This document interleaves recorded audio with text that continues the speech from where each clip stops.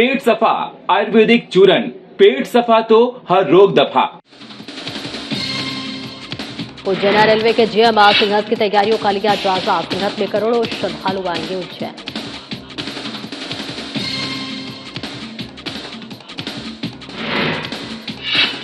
झाबुआ में gas cylinder दामों को लेकर प्रदर्शन। आपने कलेक्टर कार्यालय में दिया धरना। सरकार से निर्णय वापस लेने की अपील की।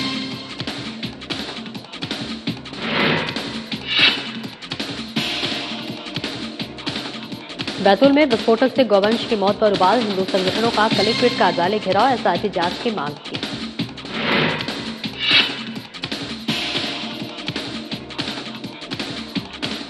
बिना हेलमेट चालकों पर पुलिस का शिकंजा। महेश्वर धामनोद मार्ग पर सघन कार्रवाई। जिले में चलाया गया हेलमेट अभियान।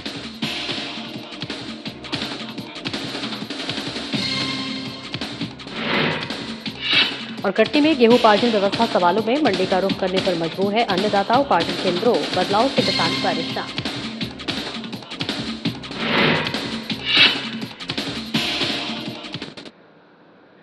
नमस्कार, बहुत बहुत स्वागत है आपका। मैं हूं आपके साथ सपना दीपक मदेशिया। बुलेटिन का आगाज करेंगे।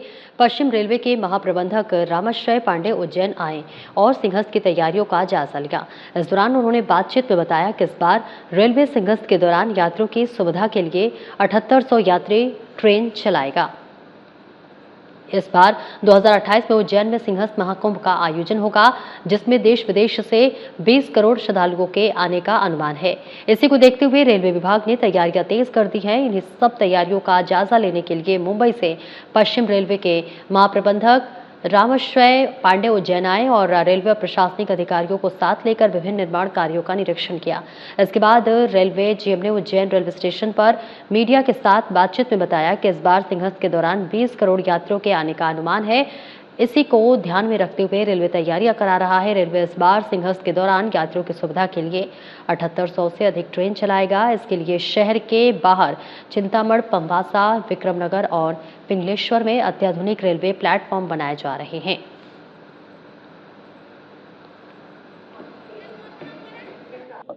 जैसा कि आप सबको सर्वविदित है कि अभी 2028 मार्च अप्रैल में सिंहस्थ होगा, तो उसके आयोजन के कंटेक्स्ट में उसकी तैयारी देखने के लिए आया हुआ था। हमारी टीम ने 2 साल पहले से इसकी प्लानिंग शुरू कर दी थी। प्लानिंग वाला पार्ट पूरा कंप्लीट हो गया है, अब एग्जीक्यूशन शुरू हो गया है। तो वही देखने के लिए आए थे कि एग्जीक्यूशन जो टाइमलाइन होनी चाहिए उसके हिसाब से चल रहा है। पिछले सिंहस्थ में करीब 5 करोड़ लोग आए थे। अभी एक्सपेक्टेड है कि 15 से 20 करोड़ के बीच में लोग आएंगे। पिछले सिंहस्थ में करीब 2600 ट्रेन भारतीय रेल ने चलाई थी और अभी हमारी प्लानिंग उसकी 3 गुना 7800 के आसपास ट्रेन चलाने की है। और जैसे जैसे समय पास आएगा, तो अगर ये आने वाले यात्रियों की संख्या में असेसमेंट में कोई परिवर्तन होता है, तो रेलवे भी अपनी तैयारी अकॉर्डिंगली उसको मॉडिफाई करेगी। आम आदमी पार्टी प्रदेश इकाई के निर्देश पर झाबुआ जिला इकाई ने केंद्र सरकार के व्यावसायिक गैस सिलेंडर के दामों में भारी बढ़ोतरी के विरोध में धरना प्रदर्शन किया। आप पार्टी ने शासन से मांग की है कि इस तुगलकी फरमान को वापस लिया जाए। भारी मूल्य वृद्धि से छोटे छोटे व्यापारियों को नुकसान होगा। बढ़ी हुई कीमतों में से आम जन हताश है और आम आदमी पार्टी के जिला अध्यक्ष कमलेश सिंगाड़ ने इस तुगलकी फरमान को वापस लेने का आह्वान किया है। तो तस्वीरें आपको दिखा रहे हैं, जहां पर झाबुआ से ये सीधी तस्वीरें आम आदमी पार्टी प्रदेश इकाई के निर्देश पर झाबुआ जिला इकाई ने केंद्र सरकार के व्यावसायिक गैस सिलेंडर के दामों में भारी बढ़ोतरी के विरोध में धरना प्रदर्शन किया है। आप पार्टी ने शासन से मांग की है कि इस तुगलकी फरमान को वापस लिया जाए। भारी मूल्य वृद्धि से छोटे छोटे व्यापारियों को नुकसान होगा। बढ़ी हुई कीमतों से आमजन हताश है। तो वही आम आदमी पार्टी के जिला अध्यक्ष कमलेश सिंगाड़ ने इस तुगलकी फरमान को वापस लेने का आह्वान किया है। तो झाबुआ से ये तस्वीरें आपको दिखा रहे हैं। गैस सिलेंडर के दामों में बढ़ोतरी को लेकर ये प्रदर्शन किया जा रहा है। गरीब की जेब पर क्या है। आम आदमी पार्टी प्रदेश प्रभारी के आह्वान पर आज आम आदमी पार्टी झाबुआ ने जिला मुख्यालय पर जो कमर्शियल गैस सिलेंडर है उसमें रुपये 993 की वर्दी हुए उसके विरोध में आज हमने सांकेतिक धरना प्रदर्शन किया है। आपको मालूम हो हमारी जनता पहले ही महंगाई की मार झेल रही है, इसके बावजूद भी केंद्र की मोदी सरकार ने कमर्शियल गैस सिलेंडर में रुपये 993 की वृद्धि कर दी। इसका मतलब ये है केंद्र की भाजपा सरकार आम जनता की जेब पर खुला डकैती डाल रही है। मतलब डकैती डाल रही ये है कि भाई एक जो गरीब जनता है, आम जनता है, वो इतने रुपये 993 आप एकदम से बढ़ा रहे हो तो इसकी भरपाई वो कैसे करेंगे। पहले ही महंगाई की मार इतनी है कि वो झेल नहीं पा रहे थे, ऊपर से फिर गैस सिलेंडर में अपने कीमतों में वृद्धि करके सीधे 993 बढ़ा दे, जिसका हम आम आदमी पार्टी की ओर से पुरजोर विरोध करते हैं। भीषण गर्मी के चलते यात्रियों को राहत प्रदान करने के उद्देश्य से विप्र नारी शक्ति सेवा संस्था के लालबाग रेलवे स्टेशन पर शीतल जल वितरण का सेवा अभियान चलाया। संस्था की राष्ट्रीय अध्यक्ष गौरी दिनेश शर्मा के नेतृत्व में कार्यकर्ताओं ने स्टेशन पर रुकने वाले विभिन्न ट्रेनों के यात्रियों को ठंडा पेयजल वितरित किया। तेज गर्मी से परेशान यात्रियों ने शीतल जल प्राप्त कर संतोष व्यक्त किया और इस सेवा कार्य की सराहना की। इस अवसर पर पायल अवस्थी, आशा तिवारी, अमिता शुक्ला, सृष्टि शुक्ला और अनुराग दुबे का विशेष योगदान रहा। संस्था के राष्ट्रीय अध्यक्ष गौरी दिनेश शर्मा ने कहा कि वर्तमान समय में भीषण गर्मी से राहत के लिए शीतल जल और वृक्षों की छाया अत्यंत आवश्यक है। उन्होंने आमजन से वर्षा ऋतु में अधिक से अधिक वृक्षारोपण करने और उनकी देखरेख करने की अपील की। उन्होंने बताया कि संस्था समय समय पर ऐसे जनहितकारी सेवा कार्य आयोजित करती है और आगामी दिनों में पुनः जल वितरण अभियान आयोजित किया जाएगा।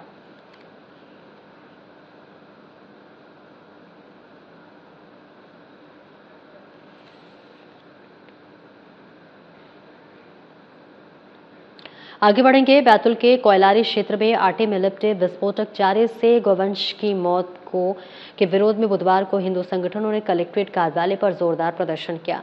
राष्ट्रीय हिंदू सेना और योग वेदांत सेवा समिति सहित कई संगठनों ने कलेक्टर को ज्ञापन सौंपा। उन्होंने इस घटना को अमानवीय बताते हुए दोषियों के खिलाफ तत्काल एफआईआर दर्ज करने के सख्त कार्रवाई की मांग की है। कलेक्टर को सौंपे गए ज्ञापन में मामले के निष्पक्ष जांच के लिए एक विशेष जांच दल की गठन की मांग की गई है।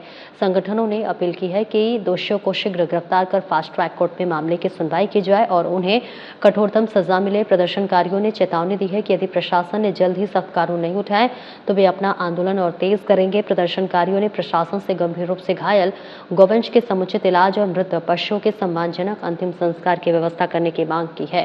इसके अतिरिक्त जिले के तालाबों, वन क्षेत्रों और सार्वजनिक स्थानों पर निगरानी बढ़ाने पर जोर दिया गया है। संगठनों ने निराश्रित गौवंश के लिए चारा पानी और गौ अभयारण्य की व्यवस्था करने और ऐसी घटनाओं को रोकने के लिए व्यापक जन जागरूकता अभियान चलाने की आवश्यकता बताई।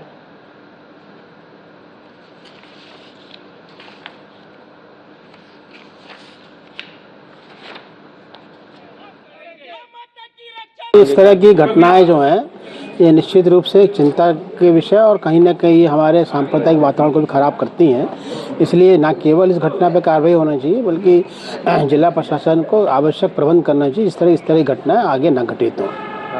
कितनी गाय थी और क्या वजह रही इसके पीछे कुछ जानकारी? 11 गाय थी। अब ये जांच का विषय है और इसलिए सरकार हमने जिला प्रशासन से मांग की इसकी जांच की जाए और जो भी अपराधी व्यक्ति हों उनके खिलाफ कड़ी से कड़ी कार्रवाई की जाए। और फिर मैं ये कहूँगा कि कहीं ना कहीं जिला प्रशासन को सचेत रहने की आवश्यकता है, कहीं ना कहीं उनको मोबिलाइजेशन करने की आवश्यकता है, इस तरह घटनाएं घटित ना हो। जी मैम, क्या नाम है? मैं हेमा सिंह चौहान, सकल हिंदू समाज। मुझे बताएं, आज आप सब लोग यहाँ पर कलेक्टेड आए थे, ये जो सर क्या बात कोयलारी गांव में जो कहते से भी 20 गायों के साथ में जो कृत्य किया गया है, आटे के गोलियों के अंदर में बारूद रखा गया और उसे कहते गाय ने खा लिया और जिससे उनके सारे जबड़े फट गए, गाय मर गई है और 11 गाय मर गई है, बाकी कहते से बहुत सीरियस है। जिसके लिए हम सकल हिंदू समाज और भी जितने भी संगठन है बैतूल के सारे सर्व संगठन यहाँ पर एकत्रित हुए हैं कि हम लोग ये मांग करते हैं कि उनको जो एक इंसान की मृत्यु के ऊपर जो दंड मिलता है वही दंड इन लोगों को मिलना चाहिए। ये कोई गिरोह है जो कहते से ये कृत्य कर रहा है और हमें चैलेंज कर रहा है। मैसूर में सड़क सुरक्षा को लेकर पुलिस पूरी तरह सख्त नजर आ रही है। पुलिस अधीक्षक रविंद्र वर्मा के निर्देशानुसार जिले में विशेष हेलमेट अभियान लगातार चलाया जा रहा है और इसी क्रम में थाना प्रभारी जगदीश गोयल के नेतृत्व में महेश्वर धामनोद मार्ग पर सघन चेकिंग अभियान चलाया गया, जहां 2 पहिया वाहनों की बारीकी से जांच की गई। चेकिंग के दौरान बिना हेलमेट वाहन चलाने वाले कई चालकों को रोका गया और मौके पर ही उनके चालान काटे गए। पुलिस ने POS मशीन के माध्यम से कार्रवाई करते हुए चालकों को भविष्य में अनिवार्य रूप से हेलमेट पहनने के सख्त निर्देश दिए गए। थाना प्रभारी जगदीश गोयल के अनुसार यह अभियान सड़क दुर्घटनाओं में कमी लाने और आमजन को यातायात नियमों के प्रति जागरूक करने के उद्देश्य से चलाया जा रहा है। उन्होंने बताया कि अधिकांश सड़क हादसों में सिर में गंभीर चोट लगने से जान का खतरा बढ़ जाता है, जिसे हेलमेट पहनकर काफी हद तक टाला जा सकता है। पुलिस ने केवल कार्रवाई ही नहीं बल्कि जागरूकता पर भी विशेष ध्यान दिया है। वाहन चालकों को मौके पर समझाइश दी जा रही है कि वे अपनी और अपने परिवार की सुरक्षा के लिए हेलमेट का नियमित उपयोग करें और साथ ही यातायात नियमों का पालन करने की अपील भी की गई है।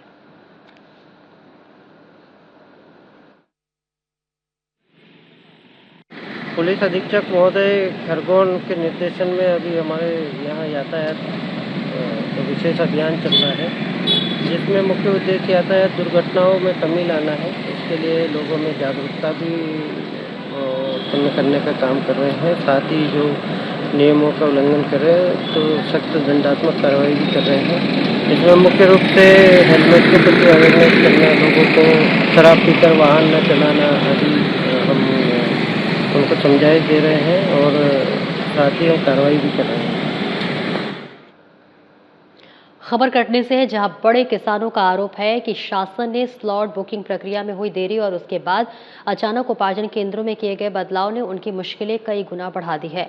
किसानों के मुताबिक पहले नजदीक के उपार्जन केंद्र स्लॉट बुक किए गए थे, बाद में उन्हें बदलकर दूरस्थ केंद्र आवंटित कर दिए गए हैं। नए केंद्रों की दूरी अधिक होने के कारण परिवहन लागत बढ़ गई है, जिससे कि किसानों पर अतिरिक्त आर्थिक बोझ पड़ रहा है। इतना ही नहीं, जिन किसानों ने किसी तरह दूरस्थ केंद्रों तक अपनी उपज पहुंचाई, उन्हें वहां भारी भीड़ का सामना करना पड़ रहा है, क्योंकि वहां कई किलोमीटर की वाहनों की कतारें देखने को मिल रही है। तौल के इंतजार में ट्रैक्टर, ट्रॉली और अन्य वाहन कई दिनों तक सड़कों पर खड़े रहने को मजबूर हैं। किसानों का कहना है कि वाहनों को 3 से 4 दिन तक लंबा इंतजार करना पड़ रहा है, जिससे समय और संसाधनों की बर्बादी हो रही है। मौसम में आए बदलाव ने परेशानी और बढ़ा दी है। इस अव्यवस्था का सबसे बड़ा असर ये हुआ है कि कई किसान तय समय सीमा के भीतर अपने स्लॉट का उपयोग नहीं कर सके। स्लॉट की अंतिम तिथि निकल जाने के बाद अब उनके सामने कोई विकल्प नहीं बचा है।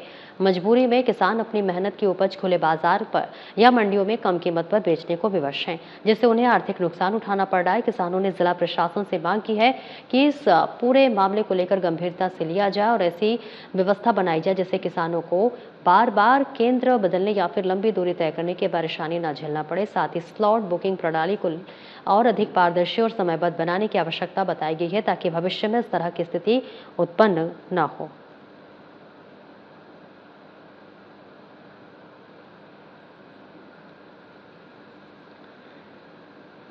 रायसेन जिले के मंडीदीप में 10 लोग कंपनी में डकैती की योजना बना रहे हैं, जिनको मुखबिर की सूचना पर पुलिस ने घेराबंदी कर पकड़ा है। एसडीओपी शीला सुराना ने बताया है कि पूछताछ में आरोपियों ने सतलापुर की फैक्ट्री में डकैती की प्लानिंग की बात कबूली है और पहले ही 7 चोरी की वारदातें करने की बात बताई है। पुलिस ने आरोपियों के पास से 4 मोटरसाइकिल, 2 मोबाइल, 1 टीवी, 1 लाख नगद, कुल 7 लाख का चोरी का माल बरामद किया। पुलिस ने BNS की धाराओं में केस दर्ज कर विवेचना शुरू कर दी है।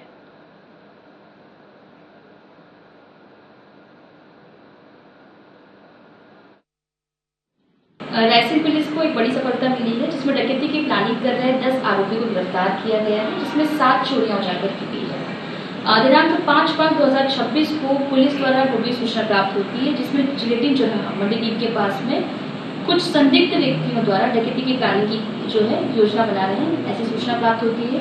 मामले की गंभीरता को देखते हुए अलग अलग टीम गठित की जाती है और टीमों द्वारा आरोपियों की संदिग्ध की घेराबंदी की जाती है। पुलिस को देखकर वो भागने का प्रयास करते हैं, लेकिन पुलिस की तत्परता से उन सभी को गिरफ्त में लिया जाता है। पूछताछ करने पर उन्हें सतलापुर की एक फैक्ट्री में डकैती की प्लानिंग करने की योजना को स्वीकार किया। साथ ही 7 अन्य चोरियां जो अलग अलग क्षेत्रों में ही उन्हें भी होना स्वीकार किया है। इसमें 10 आरोपी जो है वो गिरफ्तार किए। जनपद पंचायत मोहन बड़ोदिया अंतर्गत ग्राम पंचायत बुरलाई में ग्राम पंचायत बुरलाई की गोराजी महाराज गौशाला में गायों के गोबर की नीलामी हुई। नीलामी लोगों ने बढ़ चढ़कर भाग लिया। नीलामी में सर्वश्रेष्ठ बोली मोहन बड़ोदिया के रामेश्वर पाटीदार ने लगाई, जो कि अधिकतम 2,55,000 तक लगाई गई। इस दौरान गौशाला अध्यक्ष गोपाल सिंह राजपूत, ग्राम पंचायत बुरलाई सरपंच गजराज सिंह राजपूत सहित समिति सदस्य और बड़ी संख्या में ग्रामीण मौजूद रहे।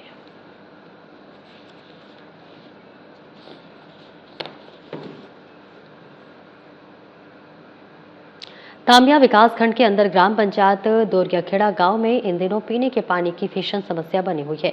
हालांकि इतने खराब है कि ग्रामीणों को रोजाना 2 से 3 किलोमीटर दूर जाकर पानी लाना पड़ रहा है। ग्रामीणों का कहना है कि गांव में नल जल योजना अधूरी पड़ी हुई है। पाइपलाइन का काम अब तक पूरा नहीं हो सका है, जिसके कारण पानी की व्यवस्था पूरी तरह ठप है। इस समस्या को लेकर बर्तन लेकर जनपद पंचायत तामिया पहुंची महिलाओं ने पानी दो के नारे लगाए। ग्राम पंचायत देलाखारी के उप सरपंच और युवा कांग्रेस अध्यक्ष तामिया राजदीप साहू ने बताया कि इस समस्या को लेकर ग्रामीणों ने कई बार ठेकेदार, पंचायत और संबंधित अधिकारियों से शिकायत की, लेकिन अब तक कोई ठोस कार्रवाई नहीं की गई।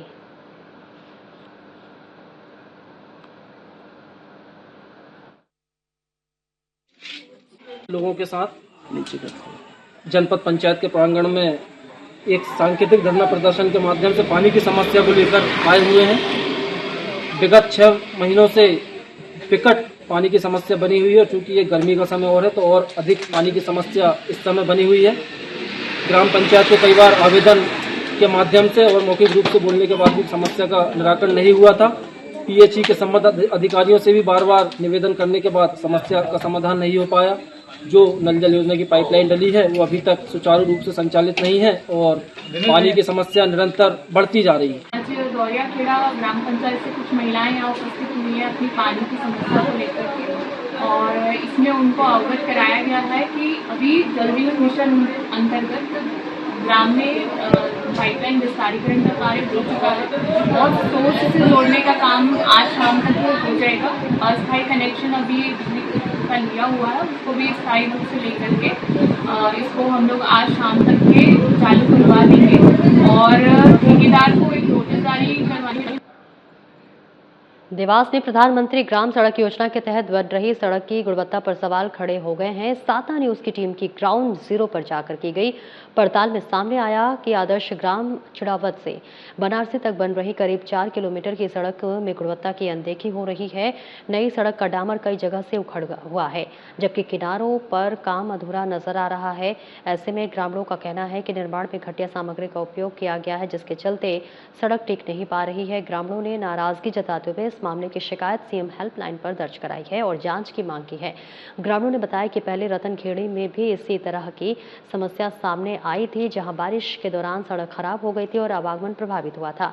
जब इस संबंध में सरपंच प्रतिनिधि और संबंधित इंजीनियर से सड़क निर्माण की लागत पूछी गई तो वे स्पष्ट जानकारी नहीं दे सके। ग्राउंड रिपोर्ट के बाद अब सवाल उठ रहे हैं कि सड़क निर्माण में गुणवत्ता का ध्यान क्यों नहीं रखा गया। देखना होगा कि शिकायत के बाद प्रशासन क्या कार्रवाई करता है।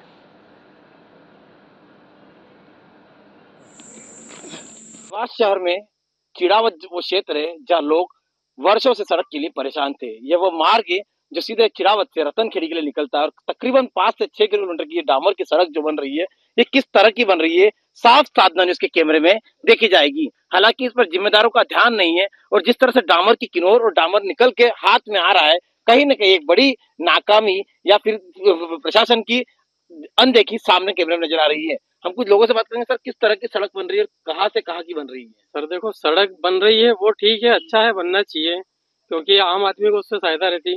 पर जो इस रोड के लिए जो जवाबदार व्यक्ति है उनको आके यहाँ देखना चाहिए कि क्या हो रहा है क्या नहीं हो रहा है। गुणवत्ता लग रही है आपको? डामर गुणवत्ता तो बहुत कम लग रही है, पर जो जवाबदार आदमी है उनको आके ये चेक करना चाहिए। बिल्कुल साफ तौर से जो यहाँ के रहवासी है, जो किसान है, वो बोल रहे हैं कि जवाबदारों को आकर देखना चाहिए।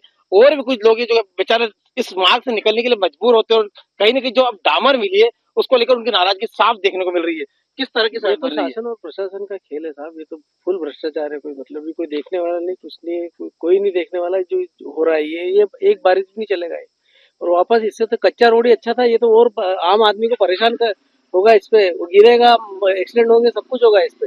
कितने किलोमीटर की सड़क होगी? ये एक मात्र 4-5 किलोमीटर की है। मतलब कुल मिला के भ्रष्टाचार की भेंट, फुल भ्रष्टाचार की भेंट, और मोहन सरकार में तो पूरा भ्रष्टाचार ही है, फुल बिल्कुल साफ तौर से साफ यहाँ के ग्रामीण का कहना है कि मोहन सरकार का एक ये बड़ा भ्रष्टाचार साधना न्यूज़ के कैमरे में आप लोगों के सामने नजर है। बिल्कुल और भी कुछ लोगों से बात करेंगे। भैया क्या नाम है आपका? सचिन वर्मा। सचिन भाई, किस तरह की सड़क बन रही है? ये सिर्फ गड्ढा बुरा है और कुछ भी नहीं करे इनने, किसको माल ही नहीं दिया। किसको दोषी सरकार है। क्या देख रहे हैं डामर देखो जो आपके सामने उखड़ा हुआ है, उखड़ा हुआ है। इंची भी डामर नहीं किया गया? नहीं किया है बिल्कुल भी। आप लोगों ने कभी बोला इसको? बोला ना, किसको शिकायत करी थी एक बार पहले, बीच में बंद हो गया था काम। क्या नाम है आपका? सचिन वर्मा। जिस तरह से ग्रामीण बता रहे कि हमने पहले एक बार शिकायत करी थी और काम बंद हो चुका था, हालांकि इसकी सूचना के अधिकार में जानकारी मांगी गई थी, सीएम हेल्पलाइन भी करी गई थी, उसके बाद भी जिम्मेदार जो इस सड़क को देखने को तैयार नहीं है। कुल मिला के कलेक्टर शायद इस ओर ध्यान देना उचित नहीं समझते, कहीं न कहीं भ्रष्टाचार की सड़क जिस तरह से बताया। किस तरह की सड़क बन रही दादा? ये बहुत रद्दी बन रही है। किसको दोषी मानेंगे? ये ठेकेदार, जिम्मेदार प्रशासन भी रहेगा? हाँ, प्रशासन भी रहेगा। अभी आज आके देखना चाहिए। आके देखा उन्होंने? नहीं देखा था। क्या लगता है आपको सड़क से? सड़क से कुछ भी नहीं, केवल संतुष्टि दिल निहायत ही बिल्कुल गुणवत्ताबद्ध सड़क नहीं है, बिल्कुल घटिया काम हुआ है यहाँ पे। हमने यहाँ पर आए हुए उनको, जो काम करने वाले उनके जो आदमी थे, उनको भी बोला। एक दिन इंजीनियर साहब को भी फ़ोन लगाया, इंजीनियर साहब को भी बोला कि काम गलत हो रहा है। उसके बाद में उन्होंने सीसी रोड अधूरा छोड़ा है, वहाँ पर पानी भरा हुआ है, लोग गिर रहे हैं वहाँ पर। कई शिकायत करी आपने इसके? मैं इसकी 181 शिकायत हुई। किस तरह की डामर उखड़ रही है, जरा साधना न्यूज़ के दर्शकों को बताइए, आपकी किस तरह से डामर उखड़ रहा है और कितनी गुणवत्ताहीन सड़क ये ठेकेदार द्वारा बनाई गई है, और कौन इस रोड की मॉनिटरिंग अभी तक कर रहा है? सरपंच जी देखिए, जिस तरह से आप मुझे बता रहे हैं डामर पूरा उखड़ रहा है, इसकी मॉनिटरिंग कौन कर रहा है जी? ये इंजीनियर साहब, ठेकेदार देते हैं। कलेक्टर को आपने शिकायत करी इसकी? अभी तक नहीं। क्या कारण है कि आपने कलेक्टर शिकायत की? जाएंगे हम कलेक्टर साहब के पास जाएंगे। क्या बोल रहा है ठेकेदार? क्या बोल रहा है? ठेकेदार बोल रहा है कि हम कर रहे हैं उसको, सीसी रोड का भी बोल रहा है कि हम कर रहे हैं उसको। कब, कितने समय से काम चल रहा है ये करीबन हो गया 10-15 दिन। कितने की लागत से बन रहा है ये इसका कोई आइडिया नहीं। सरपंच बिल्कुल कैमरे में साफ कह रहे हैं कि इसका मुझे आइडिया नहीं है कितने की लागत से बन रहा है, और सरपंच खुद कहीं ना कहीं ऐसा लग रहा है कि इस रोड की भेंट चढ़ने से पहले अपनी स्पष्टीकरण, अपना पक्ष रखने के लिए यहाँ पे साधना उसके पास मौजूद है। सरपंच जी, जिस तरह से आप बता रहे हैं, मुझे लागत नहीं मालूम है, लागत बनने के पहले आपने कभी जानकारी ली कि सड़क? नहीं सर, ये जैसे कि हमारे पास में कोई इसका वो आया नहीं कि पंचायत में कि आप चलो, कोई ने बताया नहीं हमको इसका। तो उसके बाद सड़क बन रही थी। क्यों इंतजार कर रहे हो आप कलेक्टर से बात कर? हम वो सर, जैसे वो 2-2, 3-3 रोज बोल रहे हैं कि हम वो सीसी रोड भी कर रहे हैं और इसका भी लेवल करेंगे पूरा, जो भी उसके बाद में करते हैं, कभी नहीं करते, कलेक्टर पास जाएंगे। देखिए, बिल्कुल सरपंच साहब कह रहे हैं कि अभी वो सीसी रोड का भी काम कर रहे हैं और डामर का भी काम कर रहे हैं, कहीं ना कहीं वापस पेचवर्क करेंगे, अधूरा काम होने के बाद पूरा करने के लिए कहीं ये सरपंच ठेकेदार के पीछे लगेंगे। कुल मिला के सवाल ये उठता है कि कहीं ना कहीं जिम्मेदार इस सड़क को राजनीति की भेंट चढ़ना देना चाहते हैं, या फिर ठेकेदार को सीधा सीधा लाभ दिलाना चाहते हैं। साधना न्यूज़ से अमित बागीकर।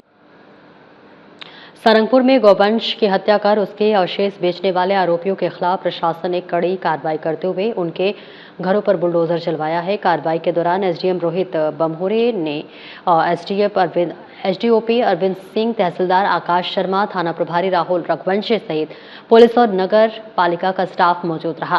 कार्रवाई विधायक और राज्य मंत्री डॉक्टर गौतम सेठवाल के निर्देशों के अनुरूप की गई। पुलिस और साइबर टीम की लगातार निगरानी के दौरान मुखबिर से सूचना मिली कि आकोतिया नाका क्षेत्र के पास कुछ लोग गोवंश के अवशेष बेचने की तैयारी कर रहे हैं। मौके पर पहुंचकर पुलिस ने अवशेष बरामद किए हैं और आरोपियों को गिरफ्तार किया है।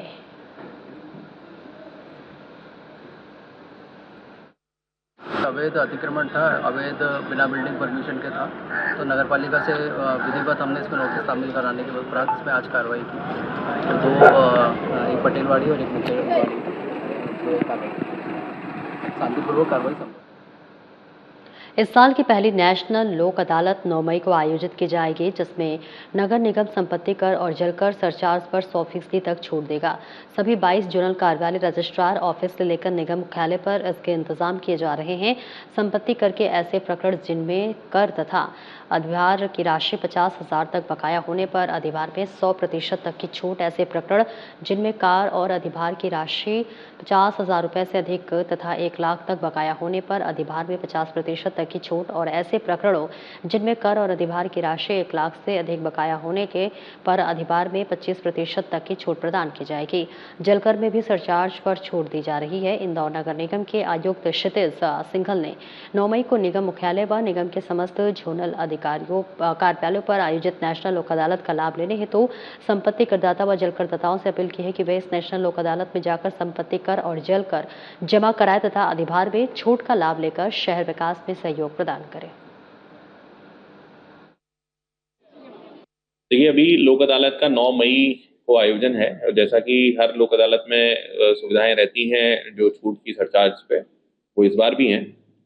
यद्यपि ये बात भी सही है कि अभी कुछ हमारे पोर्टल के इश्यूज हैं जिनको हम रिजॉल्व कर रहे हैं, तो कुछ मुझे पता है कि कई जगह से कुछ पॉइंट ऐसे आ रहे हैं, बट फिर भी हम लोगों का प्रयास ये है कि हम लोग 100% जो हमारे उपभोक्ता हैं, हमारे जितने भी यहाँ पर नागरिक हैं, जिनकी जो भी भवन स्वामी हैं, भूमि स्वामी हैं, सभी को हम लोग अपील कर रहे हैं कि वो अपना कर समय पर जरूर दें, लोक अदालत का बेनिफिट भी लें। और अभी तो क्योंकि 30 जून तक एडवांस जो जमा करने के जो रिबेट मिलती है 6.25% की, वो भी उपलब्ध है। तो मेरी सभी से अपील है कि एक तरह से इस 30 जून तक की एक ही जो लोक अदालत होगी, तो उस लोक अदालत में 2 तरह के बेनिफिट मिल रहे हैं कि रिबेट भी है करंट डिमांड पे, और जो पुराना हमारा है उस पे लोक अदालत के माध्यम से सरचार्ज पे भी वेवर है। तो लोग अधिक से अधिक इसमें आगे बढ़ के और इसका बेनिफिट। फिलहाल इस बुलेटिन में इतना ही। नमस्कार।